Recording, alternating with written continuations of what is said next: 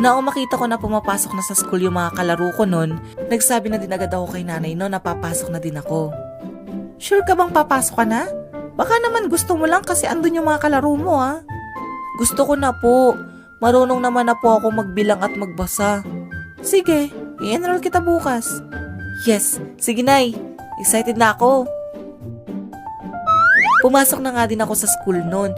Bale, sa baba ng barangay hall ang classroom ng kinder noon kasi nakahiwalay siya sa elementary school. Ma'am, enroll ko lang po tong si Jed. Gusto na daw pong pumasok eh. Ah, sige po. Halika Jed, pasok ka na sa loob. Oh Jed, papasok ka na daw. Sasama pa ba kita? Wag na po nay, kaya ko na po. Ayaw ko pala noon na sinasamahan ako ni nanay sa loob ng classroom. Di tulad ng mga klase ko na ayaw magpaiwan sa mga nanay nila. Kapag may ginagawa kaming activity nun, ayoko nang tinuturuan ako. Gusto ko siyang magets ng ako lang. Oh, alam mo ba yun? Opo, Nay.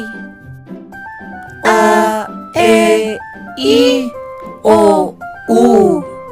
Madali naman ako natuto agad nun kahit palita ko ng isang buwan sa pagka-enroll. 1, 2, 3, 4, 5, 6, 7, 8, 9, 10. Pumapasok na din ako mag-isa noon dahil hindi na ako nagpapatid kay nanay. Oh, sino makakasagot nito? Ikaw, Aaron. Di ko po alam. Naku, napakadali na niyan ha.